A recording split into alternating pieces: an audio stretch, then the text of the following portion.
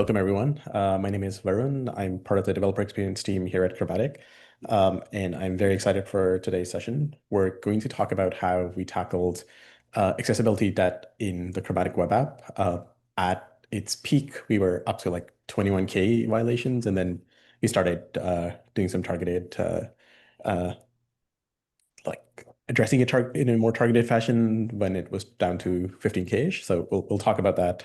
And joining me today are Andrew, Michael, and Victor. So I'll hand it over to them to introduce themselves. Cool. I'll start. My name is Andrew Ortwein. As I mentioned in the chat, I'm from Kentucky, Lexington, Kentucky. Been at Chromatic for a few years now and been working on this accessibility. It's been really nice because I've been working on the accessibility tool and then most recently using our own tool, as Varun mentioned, to knock down a lot of our own violations. So that's been a ton of fun. Cool. I'll go next. I'm Michael, the lead designer for Chromatic and Storybook. And the accessibility project to implement an accessibility regression tool and dashboard and stuff like that, it will be talking about a little bit, has been a passion project of mine for a long time here. And as we got these closer to being built, we went through and started tackling these regressions, which was really cool. Backing up, I'm in Colorado, like I mentioned earlier. And yeah, like so I'm so stoked at how far we've come in such a short amount of time, using the stuff we built, which is always really cool. Victor, you're up. Yeah, I'm Victor Babel. I'm a software engineer at Chromatic. I've been here since May. I've pretty much only worked on our accessibility tool and fixing accessibility issues, so that is my life right now. Oh, and I'm out of Portland, Oregon. Yeah. Nice. Thanks, everyone. So yeah, like I said, we started around like 21,000 violations in our web app. Michael, I know you kind of took the first pass at things like before we started, before we had the accessibility feature, even you were starting to think about it. Rewrote our link component, which had a bunch of issues. Do you want to talk about that part? And then once we had the accessibility testing feature, how did you start dogfooding it?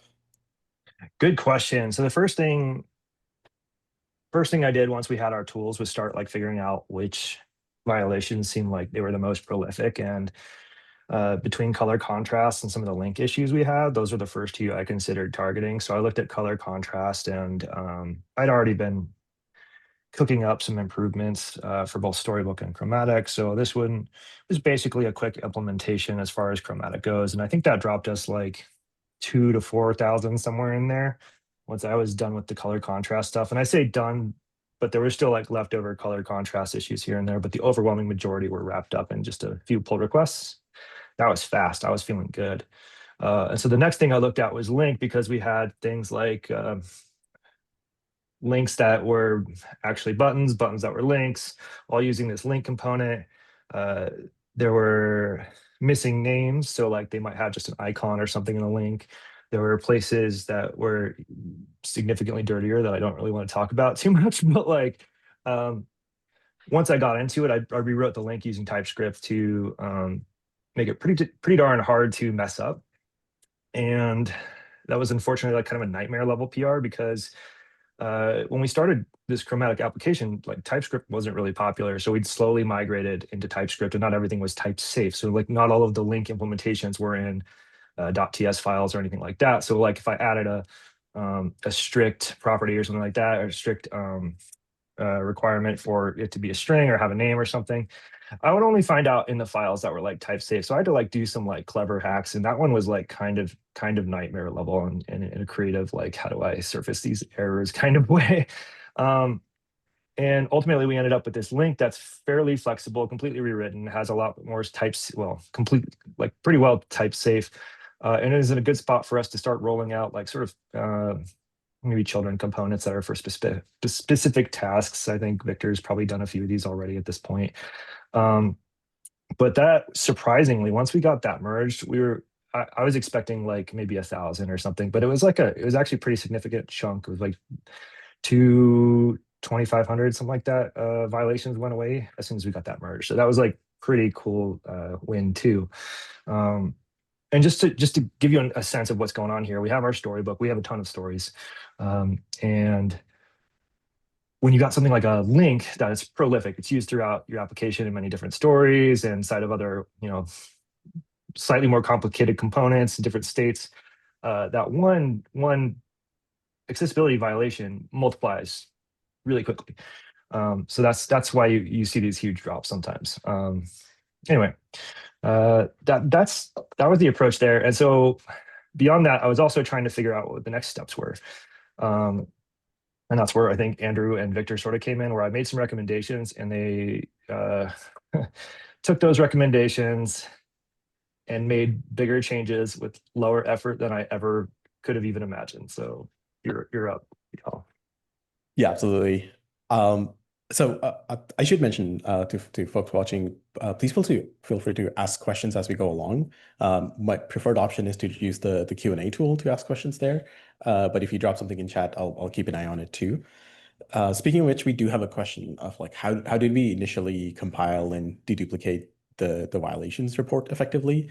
Gotcha. And I can take a little stab at this to talk about sort of what is accessibility testing in Chromatic, and let me share my screen for a sec. All right, so if you're not familiar, accessibility testing in Chromatic piggybacks on Storybook. So Michael mentioned that we have a ton of stories in our Storybook. So if I go into our library, let's see. Oh, sorry, this is a demo. Let me switch to our actual Chromatic application. You'll see we have 500 odd components and 3,300 plus stories. So we have stories for like pretty much everything that you can imagine. And what's kind of like under the hood, we still use Axe because that's kind of the go-to tool when it comes to accessibility testing, or automated accessibility testing at least. But the way Chromatic works is it's running accessibility testing at the story level. So that makes that deduplication super straightforward. So for example, that link component that Michael was talking about, that link component is used in a bunch of components, bunch of pages. So when you fix that link component, all of those fixes are just kind of propagating, and you can kind of like drill down and see, like starting at the page, like what is the component that's causing the issues, and then use that as a way to, like this is the thing I want to target and go from there. Right. Yeah. Can I jump in real quick? Yeah, absolutely. We hadn't fully built out some of our tool sets yet. Like our dashboard is really good. And actually, Brent, if you go to the dashboard and just give them a little preview of that real quick. So the dashboard gives you a sense of like all of the violations on your current project on a branch. And so he's going to show you that real quick. You can see like data over time on it. You can see the violations below, that kind of thing. So this is the 6-month view. And where I started was around that 21K mark. And I had to basically do deduction, right? Like I had to do some like logic games with myself. So I have to like say, okay, I want to know how many color contrast violations are. So I'd crack open Storybook and create a branch basically where in Storybook, I ignored the color contrast rule and created a build in Chromatic, and I'd see what the total violation count was and do a little math and be like, okay, that's around 4,000 or 5,000. I can prioritize that. As far as deduplicating, like you're asking, what I ended up doing was using Storybook a lot, actually, because Storybook has the Storybook test feature now that allows you to basically run accessibility violations across your Storybook. And so I'd crack it open and like just start poking around and looking at the accessibility panel, and you start to notice trends pretty quickly. And this isn't like the most efficient way to do it. But you can really get a sense of kind of what's going on over time. And we've got some ideas on how to improve this. So you can see like, okay, the button element is actually like the #1 problem in our Storybook kind of thing. But we're not quite there yet. But we do have this new rules view. Oh, go back. Which does make it significantly easier if it's not perfect. Andrew, do you know if this is live yet for everybody, or is it just us right now?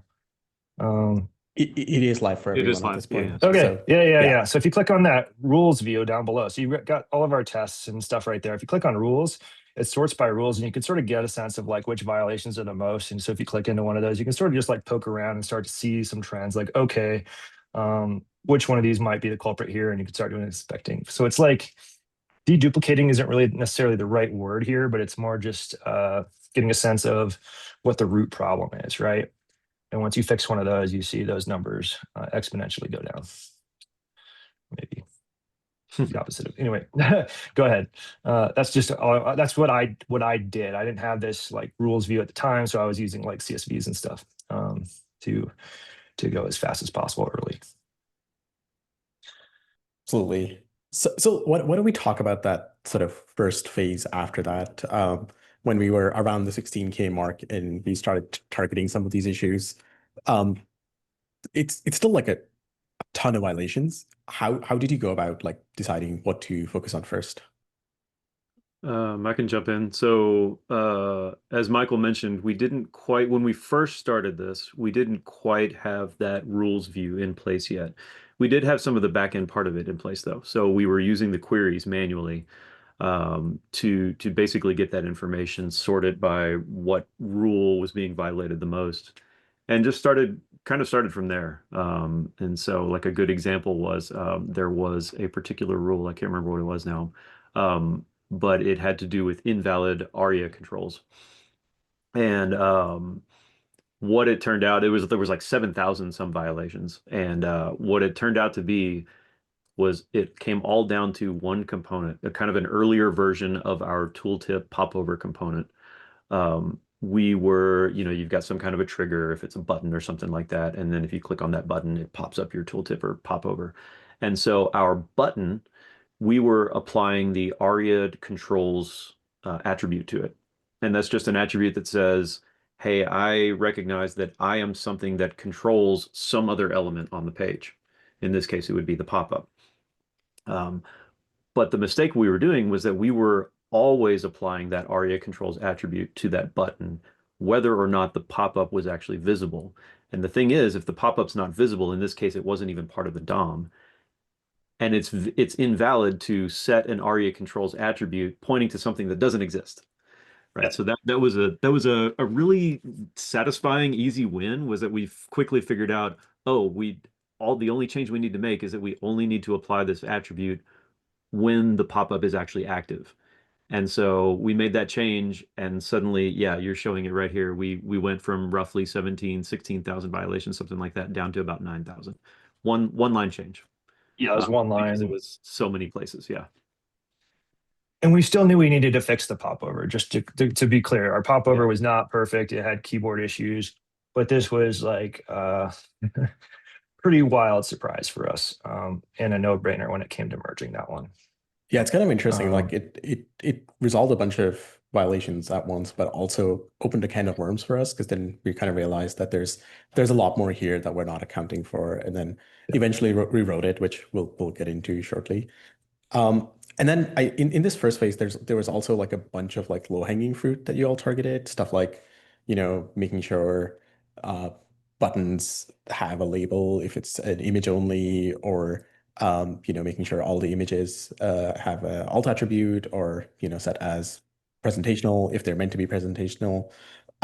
Was that just a case of like grinding it out, just like going through, like using the dashboard view to find stuff, and then targeting which things to fix? Yeah, I can speak to some of the image ones at least. Yeah, the image ones, there was a couple of different violations, all revolving around like use of alt text on images, and whether or not an image had either the proper alt text set on it or some surrounding element that would accurately describe it. And in some cases, it was the kind of situation where, yeah, you drill down to the ultimate child node, and you fix that, and that propagates up to bigger stories. That wasn't always the case. There was different groups. But yeah, so there was a little bit of grinding it out in the sense that we're just looking at that total number, and you start to poke through these different stories, and you fix one, and you see how many other stories that fixes, and then you realize, okay, there's still some more left. Let me figure out where those are all coming from and fix that one. Right. Is this a good time maybe to kind of show that workflow in action, Andrew? Maybe you can walk through sort of what that looks like day to day for you. Sure, yeah, I can do that. Let me share my screen. I'll actually show something that I just fixed yesterday, actually. This was a really good one because it kind of caught me. There's a secret surprise in store on this one. So we will start out. So some backstory. I've already fixed this issue, so for the purpose of the demo, I've kind of recreated it. So I'm actually going to go to where is it? This branch. All right. So all of these builds were created today. So you're not going to see a lot of history of the graph changing like you would that we showed a minute ago. But let's pretend that this is our main branch. And so yesterday when I said, okay, this is our main branch, I want to go through and and I'm on that rules view, I want to get rid of all the instances of this second violation right here, this aria attributes values are valid. Apparently we are violating that in 12 instances. And so what I did was I expanded on this, and I see that there's several different components. I happen to know that I actually built most of these, so I happen to know how they're laid out. This is a case where a component contains another component, contains another component, and it kind of drills down. And what it ultimately drills down to is this one right here in the middle, this test accessibility element list. This thing is contained by the rule item, which is therefore contained by the rule list, et cetera, et cetera. So I thought, well, let me start there. Let me start at the bottom. And I expanded that, and I noticed that only 2 of the stories were violating that. So I thought, okay, there's something to do with these selected items. So I just click on one, which opens up the story in Storybook for that particular item. It brings up the accessibility tab. It highlights the story that is the one that's being violated. And right away I was able to see like, okay, yeah, that's what I thought. There's something wrong with this particular attribute, this number 2 in this list of 1 to 5. And I thought, well, that's a little interesting because I know there's another story that also shows this selected item right here. And this one is not violating that particular rule. So just a little bit of information on how this component works. If I actually go out to one of the parent components, let's do this one. Has accessibility violations. No, actually, sorry, you know what? I think I have this open in another browser. Yeah, here we go. All right, so this is going to get a little meta because I'm actually, if you can't tell, I'm fixing an accessibility violation on some of the components that show our accessibility violations. So it might be a little confusing. Hang with me here. What I have showing right now is just an example of a chromatic test page, right? This is showing a diff in one of my little test projects. And if I scroll down here, it's showing that I have a few accessibility violations in this component. And the reason I'm showing this is because one of the things we built into this particular display is that when your browser's wide enough, we show the list of violation instances on the left and then some details over here on the right. But if I start to shrink down the width of my browser, eventually that gets kind of useless. And so we instead switch to this view where now it's more of the details are shown underneath whichever item you're looking at. So if I click on a different item, now it shows me the details for the second item. So it's kind of this accordion kind of layout here. All right, so that's important because if we go back to element list, select item. So select item this is a story where the list is only showing without any of the content underneath it because that content is being handled separately in another component. This is our wide browser mode. Whereas in select item and render details, this is the scenario where our browser is skinny enough that we do actually want to render those details underneath each of these controls. So I thought, okay, there's something going on here where it's fine if we're rendering this control, but it's not fine if we're not rendering this control. And so expand the details here.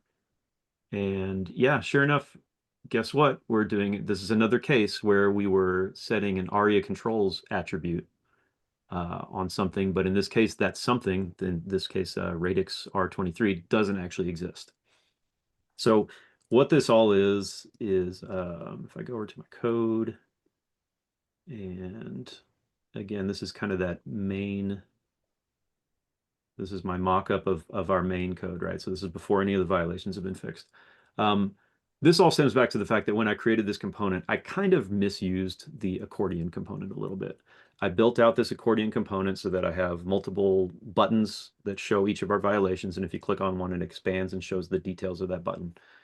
But if my browser's wide enough, I don't want to show those details right there because those details are being displayed by some other component outside of this one that I'm sharing on the screen.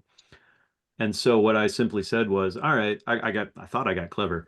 I said, well, if I am rendering the details, include the accordion content, which this is all those details you saw, the little thumbnail and the details about the violation. But if I'm not rendering details, don't do that. Still render the accordion item, just don't render the content. And that worked great functionally. But what that did was that introduced this violation because the radix accordion, it's not expecting to be in this kind of mode. It's expecting to always show something. And so it's always setting this ARIA controls attribute. But I am forcing it to not have anything to actually point to. So that's a violation. I spent some time looked through the radix documentation, didn't find anything that hinted that like I can work around this by like optionally not setting this control. So I thought, okay, I need to do the right thing. I need to not take this little shortcut. And so what I did instead was I said, okay, let me change this so that instead of always rendering an accordion item, maybe rendering the content inside of it, I'm going to switch it up, and I've got this in another branch in the interest of time here. I'm going to switch it up now so that when we return this item, if we are rendering details, which means if we're in that small browser mode, we will render the accordion item just like we were before. But if we're not, let's just render a regular button. This element is just a styled button. It's the same styled button that we're using as our accordion trigger. And so that fixes the issue without changing any of my visual display because the visual display is already the way I wanted it to be. So this fixes that issue because now we're not misusing this accordion component. So I made this code change. I ran another chromatic build. And if we go back, I actually have that build up here. So on Chromatic, I thought, okay, great. I should have all my violations fixed. Uh-oh.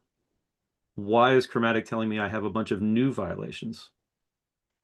So this was a bit of a surprise to me. And so I clicked on one of these and I thought, what the heck? Now I have color contrast violations. And this didn't make any sense to me at first because I didn't change any of the UI. Michael, I see you have your hand raised. You got a question? I'll jump in after you're done. Okay, cool. Yeah. So I thought, okay, I am pretty sure I fixed the ARIA controls problem. And in fact, if I go back to our dashboard, okay, note that before I fixed anything, right, this is our pretend main branch. We have 818 violations, 12 of which are this violation that I'm trying to target here. And by the way, just let's take a note, the color contrast issues, there's currently 104 of those. All right, let me switch to the branch where I supposedly fixed this.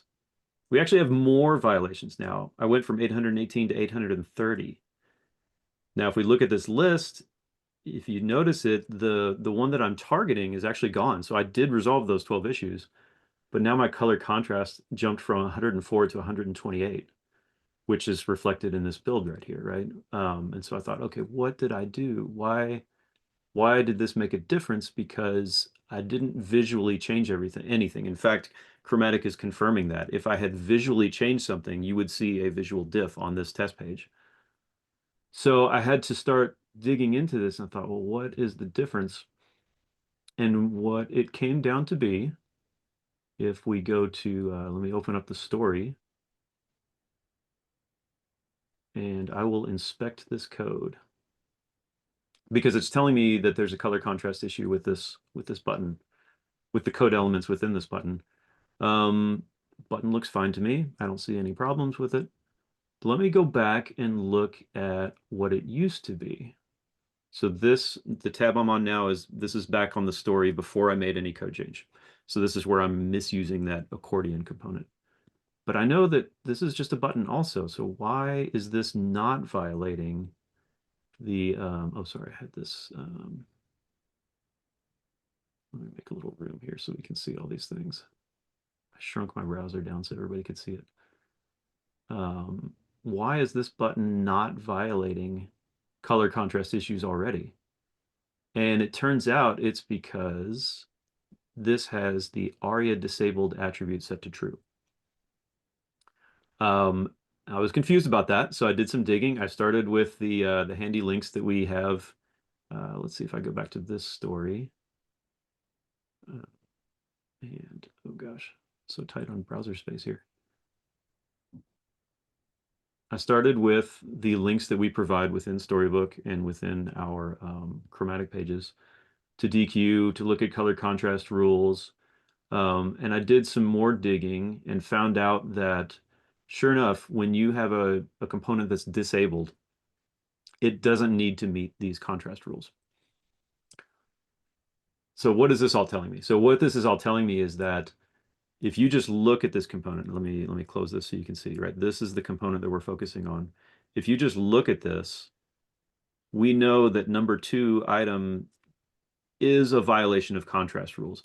Technically, it's not a problem because currently it's being disabled by the radix code, but that is a contrast issue.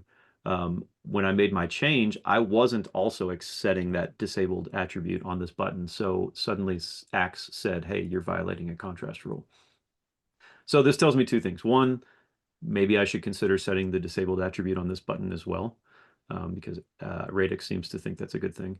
But then the other aspect of that is I really should fix this contrast issue.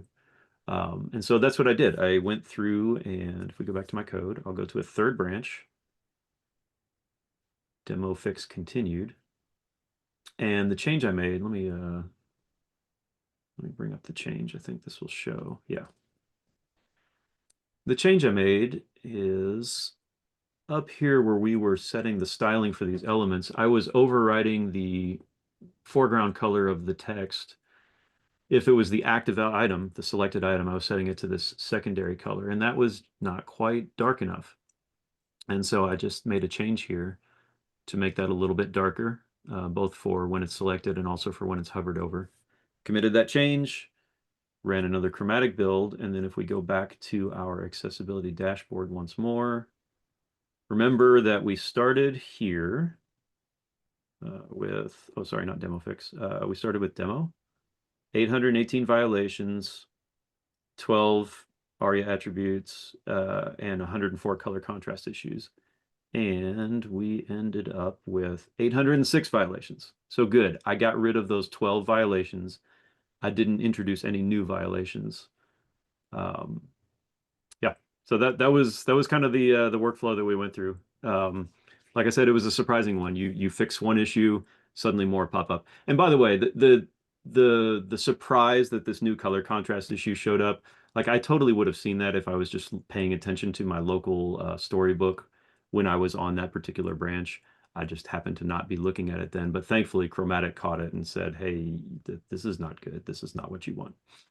So Yeah, there you that's go. kind of interesting because it's ultimately kind of stemmed from using an accordion in a place Yes. where you're not meant to use an accordion. Yeah. And then it was like hiding some issues and introducing Mhm. the other issues. So yeah, I feel like with accessibility, that's the thing. Is like you think it's just going to be linearly you burn down through these violations, but it never is. Mhm. It's a one step forward, one step back, that kind of thing. Yes, All absolutely. right. I just want to jump in and say, like, you walk through the most complicated type of component possible, like accordions or like anything that folds up content is so complicated. You see all these interactions where you'll see like an accordion that has like maybe additional buttons in that header, things like that. Mhm. Really difficult, really inside baseball. So this is like one of the more difficult things to even work with. And I just want to jump in on a couple other things too. One, somebody mentioned contrast requirements for a disabled state. And I agree with you. Like it's not required, but it is nice to have. Problem is, I find is when you make it meet contrast requirements, it tends to look like a regular button.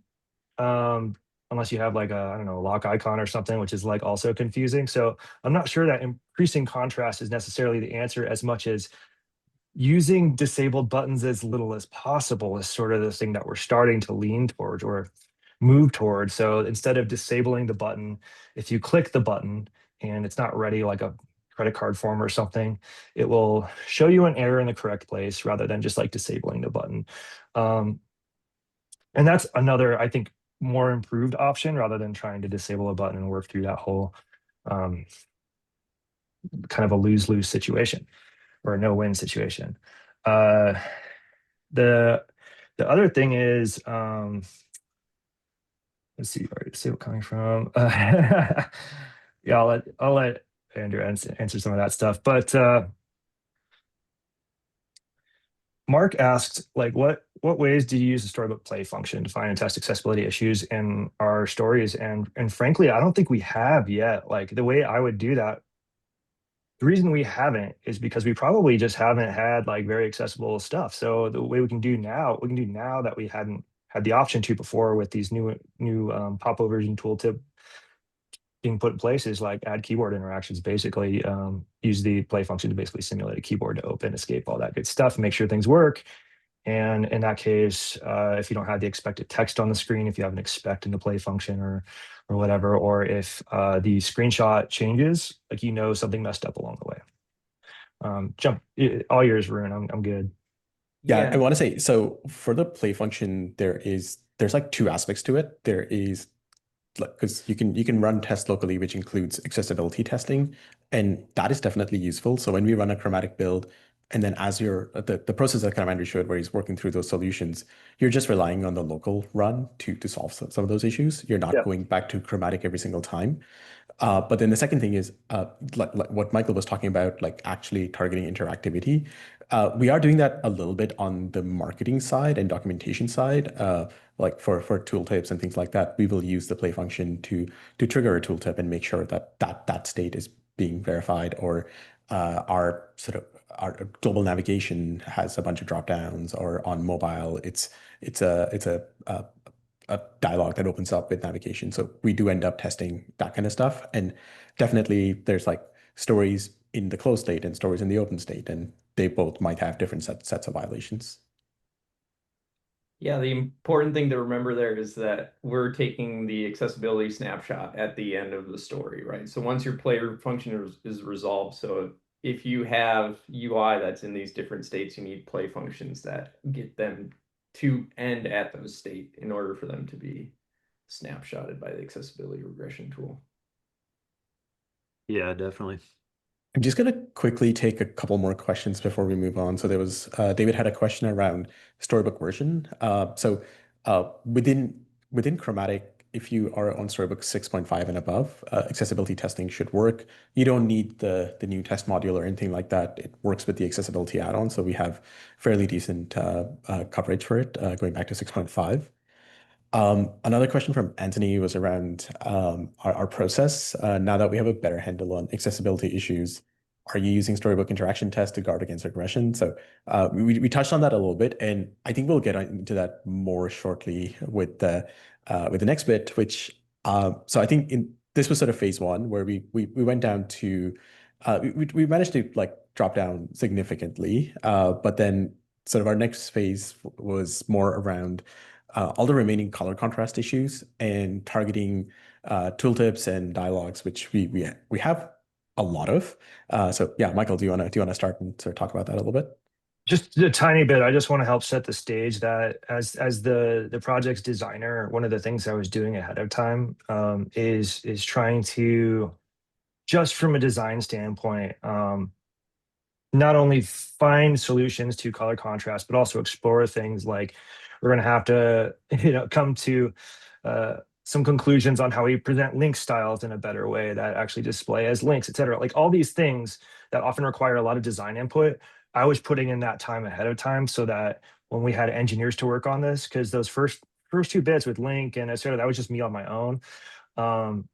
Once we had engineers to work on it, I needed them to be able to move fast. So I needed to have a good sense of what needed to be done. So I did a lot of basically ahead of time research and work from a design standpoint on what we can do. So that way, when they come at me with questions, I have at least some sense of what needs to be done, because there's a lot of things that as you're diving into the details, for example, if you look at like fixing up a button element, which sounds simple, you surface a lot of things done in the past that may not have been ideal with the button element, and design decisions need to be made around that. Like, do we need to move it out of an accordion? Do we need to, does it need a late, like things like that. And having that done ahead of time, I think helped us move a little quicker. So I'll leave it to Victor and Andrew now to talk more.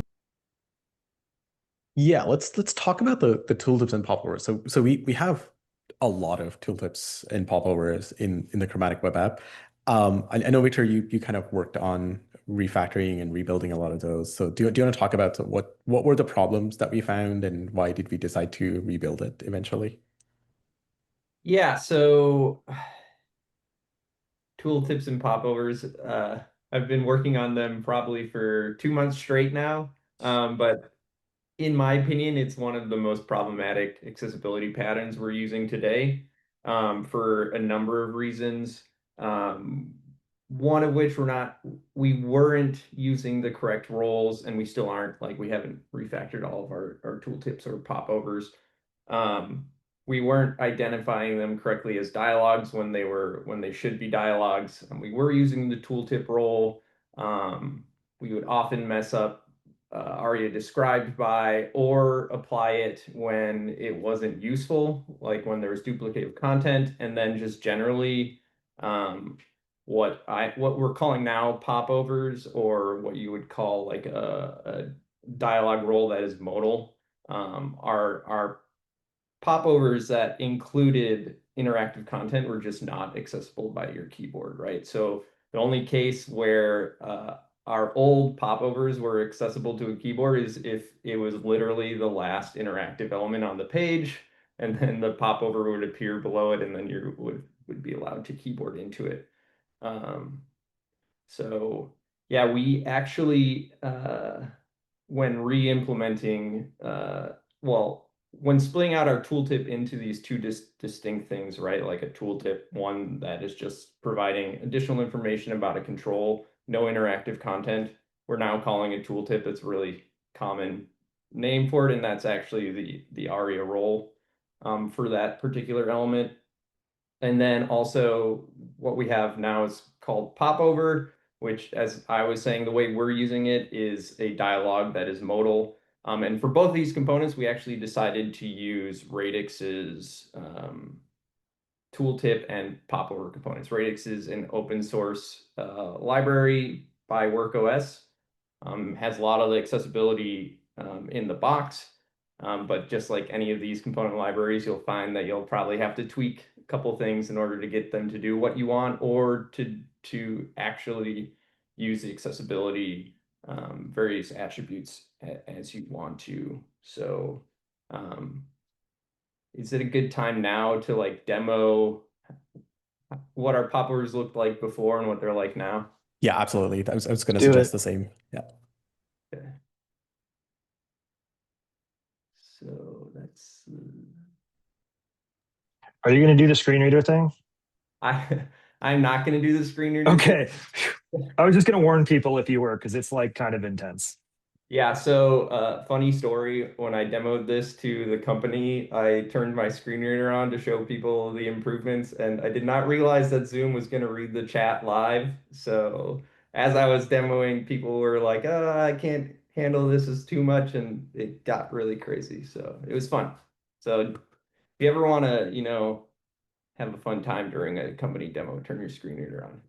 But anyways, so I'm just going to demo how our popovers worked in our accessibility tool, right? So this is our accessibility overlay. This is how in a visual diff, this is how we indicate where there are accessibility issues. And this is just a branch on an old commit before we fix anything. But essentially, I'll show you, I'll try to tab into these things. So we're indicating that they're focusable. They can be clicked. I'm just using my keyboard. I'm going to open one of these with the space bar, and then here, this is a popover. So I want to interact with this content, so I'm going to try to tab to it, and what happens is we just don't, right? So I have to tab all the way through the rest of the page to ever get to, let's see if I can even get to it. No. Okay, so I mean, I think that demonstrates that's pretty terrible. Actually, what happened there is I tabbed so far that our old tooltip, once it's out of the screen, it just decides to close. So not great. And you can see we have other components that are also using similar things here. So if I tab into like this thing, similarly cannot access that component. And then I won't turn the screen reader on, but I'll just explain like we weren't using the correct roles here either. So if you're using a screen reader and you opened these components, there would literally be no announcement that that dialog has appeared. So as someone who's using a screen reader who can't actually see the screen, you would just have no idea that that content exists, which, as you can imagine, is not great. So this is production. These are just stories in our storybook. But now that we're using radix's popover and the appropriate roles, I open this dialog, it becomes focused and traps focus. I can tab through it, do these actions if I wanted to. I won't click them because it won't do anything in this story. And then importantly, I can close it by pressing the escape key. And then focus is returned to the control that opened it. And then you can see it in these accessibility overlays. These ones are kind of interesting too, because they you can proceed through different actions in this dialog, right? So I can do all the actions here, navigate through them, close. Oh, that's weird. And then let's see if I can find one that has multiple. Yeah, so this is just getting scrolled because we ran out of room there, but this is a much better experience for people who are using keyboards, screen readers. Actually makes the content accessible and usable. So this is like kind of an interesting case because it's not really something that the accessibility regression tool was telling us about, right? Like this is something we discovered through trying to fix some of these things, and actually a good way we found for ourselves to identify the places where we were having these sorts of issues is that our old tooltip pattern was violating like a nested controls axe violation. So commonly, just because of the way the component did its markup, we would end up with a button and then a button wrapped around that button to trigger this content. So to us, like anytime we see nested violation in our list of violations, we're like, that's probably a tooltip. So that's like how we tied it back to our results on the dashboard. But yeah, that's tooltips and popovers. Nice, thank you. And just a question about the kind of like the last bit that you showed where you were tabbing through. That's like a prime candidate for a play function, right? Is that something you all are doing already or in the future? Yes, I won't show it to you, but we did implement a play functions, like we not within like the test page itself, but in like the smaller, what we call the accessibility overlay component. We have play functions that will open a case where there's a single violation, tab through it, leave a comment, escape, etc., or one where there's multiple and choose a single one, and just make sure that those interactions work with both the keyboard and a mouse, right? So like I can click on the things, I can tab X number of times to get to the element that I expect, and assertions all the way as well, right? So it's like I've tabbed twice, I've landed on this element, I'm going to click it, I expect this new the new content to be in the dialog, and so on and so forth. Right. Awesome. So the last bit was we realized that we had a bunch of predominantly color contrast and sort of image without alt text issues on the marketing pages that we had too. And the color contrast one was kind of fascinating because the primary blue that we use for a lot of our like links and buttons was just inaccessible on the backgrounds. So I know, Michael, you did a lot of work there to And I should preface, so the marketing pages are built with a different set of UI components, a different design system that had a different color scale. So you did a lot of work up front to update that color scale and add different shades of blue for like pages with a dark background and pages with a light background. Do you want to talk a little bit about sort of about your approach to that? Yeah, actually, I'm working on this. It's my nightmare. So I'm just going to share my whole screen because why not? It's YouTube. So I think I probably have a local storybook. So this is Storybook's Storybook, which is maybe the most meta thing you'll see all forever. Well, I guess you're watching us like fix chromatic components within Chromatic. So like same thing. Like this is like kind of confusing, but this is a test build, so some like things aren't working. So give her a refresh. Oh no, that's okay. Anyway, it's a little busted there. Not sure why. But this is a test branch again. And what we're doing here is improving the color scheme. So for 10.0, I worked with Steve, Froggy Frog. If you see him on the Discord, Steve is legend when it comes to like accessibility, design systems, tokens, all this stuff. Cannot recommend this person highly enough. But working with Steve to improve the accessibility of Storybook. So he made this crazy branch where he fixes like all of these keyboard things that we're talking about, makes better popovers, all these good things that we really just love, like like I can tab through them, use them like a toolbar. There's really cool stuff now that are even better on the keyboard than I think with the mouse. For example, if I open the vision simulator and just key down, you can like watch it happen in real time. Well, this is like the worst possible example. Let me click on like maybe a different component somewhere. Let's go down to button maybe and variants. And so if I go back in here to like this and like I key through it, like you can just watch them change in real time, which is pretty cool. But also that came with a bunch of color scheme improvements that I've been working on for a long time. So I had to slowly tweak our blue because we loved our blue before. And let me just go back to the light theme for a second. Our blue wasn't too far off from this blue. And this is actually not displaying correctly. Oh, because of the triage. I saw the accessibility thing on. So this blue is pretty similar to our blue, but I had to bump up the contrast because we use white on blue a lot. And believe it or not, even though like optically it's plenty good contrast, the WCAG delay requirements and the algorithm they use is not perfect, and that's okay. But we need to meet that, right? We still need to meet it. Like I want to make it better. So we played with basically the value a little bit. So I rotated the value just a couple of degrees from like 210 to 212 hue. And then bumped up the darkness just a tiny little bit. Saturation was already like pretty maxed out in it. And we got it to where it meets color contrast. Now we're just like, I added a little bit of buffer room, but not a ton, as Andrew probably could tell you. Because for things like this that we're seeing, let me go actually into the light color scheme. By doing that, refresh, now we're in the light mode.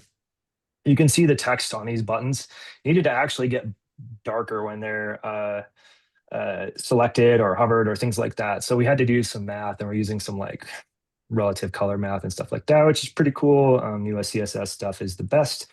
But to do that, I had to basically go into a Figma file where I'm still working a bit, where I really just did a ton of tests on a lot of things to really beef up the accessibility of our storybook. So I had these new modes introduced in Figma.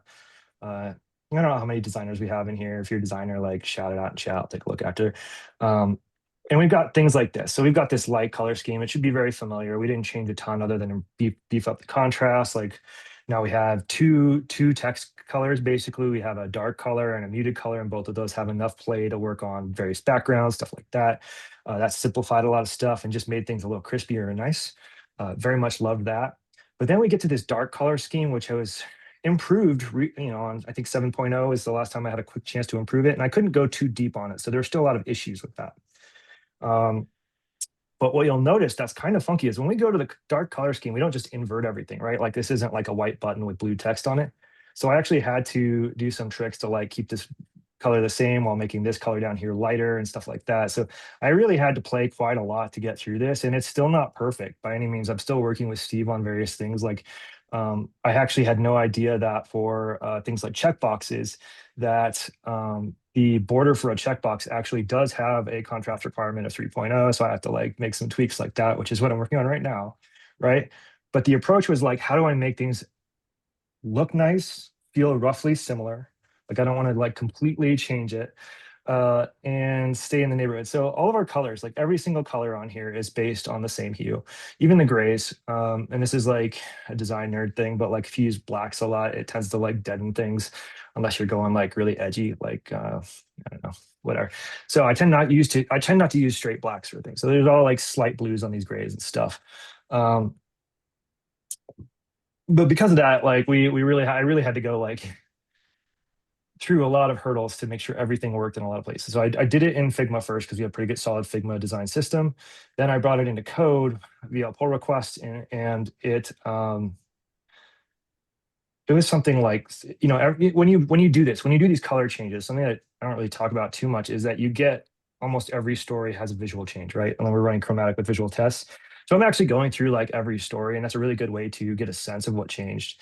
And I'll be like, yeah, good, good, good. Oh, that actually looks bad, but it looked bad before. Let's fix it real quick. Things like that, right? Like, and really did my best to reduce the number of unique colors used, reduce the number of things like that. And this is actually a little harder in Chromatic, even though that was first place, just because our design, sort of like our token library, for lack of a better word, isn't where I want it to be just yet.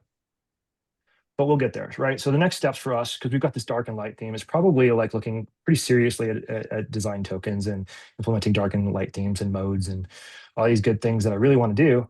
But this was the first step. So when 10.1 comes out, we're going to have just slightly nicer themes.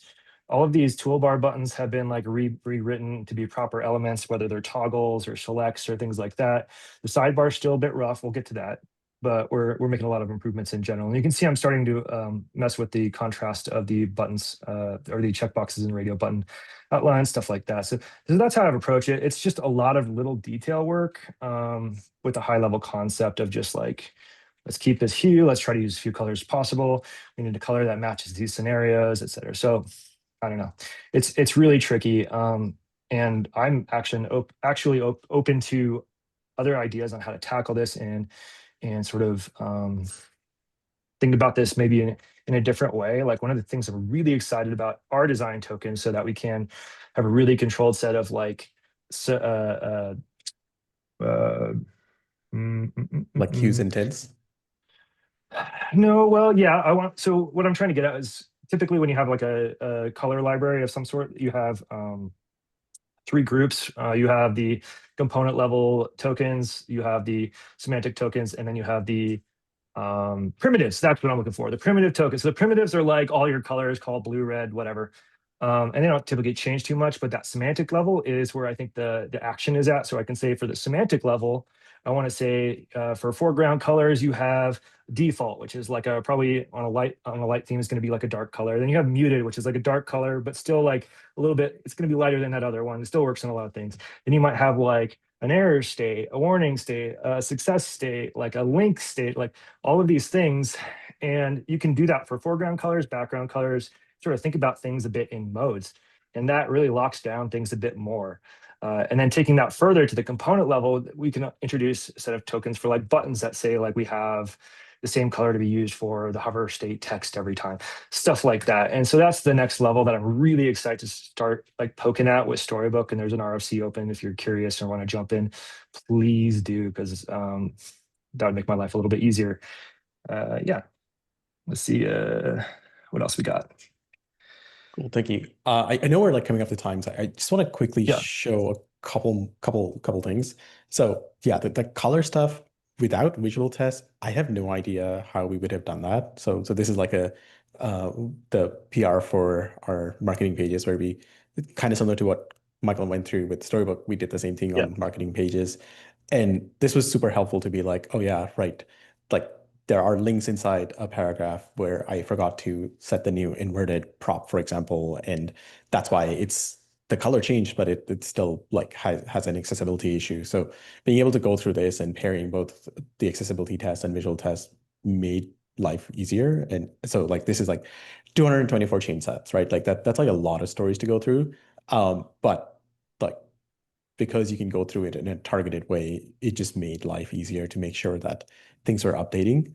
And the other thing I wanted to show was this is from our storybook for the Chromatic doc site, and this is a good example of a component that's using play function. So this is just like our configure page allows you to like go and choose which items you want to like which options that Chromatic supports and filter it by whether it's available in CLI and so on.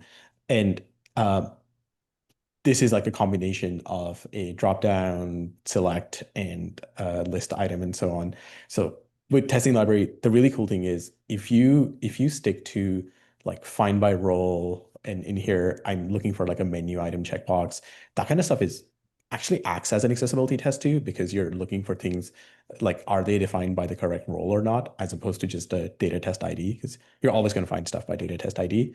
But if you find stuff by roles, I find that really adds to the play function. And then at the end, you're still running acts on top of it, and you're checking for color contrast and all that kind of stuff. But yeah, like the pairing testing library and acts is a really nice combo for these interactive components.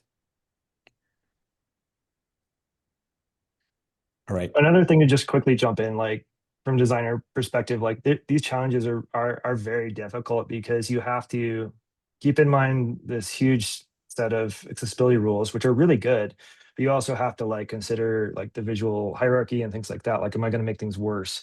Luckily, with our company, one of the like design principles between, well, really just me and another person is just like, let's be obvious, and that makes it a lot easier for us to the design decisions we made in the past with this made it a lot easier to fix things. For example, we tend to use text as much as possible for links and stuff like that.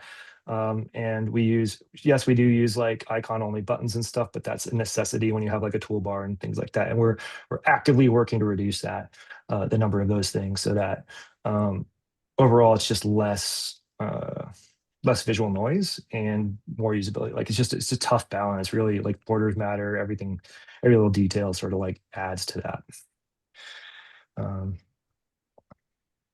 Cool. I know we're at time now. I don't see any more questions in chat or in the Q&A tool. So thank you all for joining. Thank you, Michael, Andrew, and Victor. This was awesome. I know we've like done as a team like ton of work in the last few months. So it's nice to see some of that stuff in action, and also just like being able to like tap through Chromatic and not have to jump between mouse and keyboard.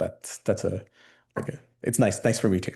So yeah, thank you all. And yeah, we'll see you all on another one of these sessions. Wait, before we go, Andrew, did you have something to add? Yeah. Oh, sorry. I was just going to say that one of the things that I really appreciate about this, we're doing all this work to kind of catch up to resolving all these violations. But what I really appreciate about the tools that we've put in place and the way that we're using them, both in Storybook and Chromatic, is that going forward, it's making conforming and addressing accessibility violations and conforming to rules, it's making that a very active part of the development process. It's so common, and I feel like it's so common in our field, at least in my experience in the past, that it's always an afterthought, right? It especially I think in larger corporations where there's so much and developers have so little time because there's always such demand for so many things. This kind of compliance is usually an afterthought. That's been my experience in the past. I've worked with some great people who are dedicated to it, but we were never given the time to really address it up front. And I feel like this really helps a lot in that regard and makes it such a big difference to just knock it out up front. Absolutely. That's a great place to end.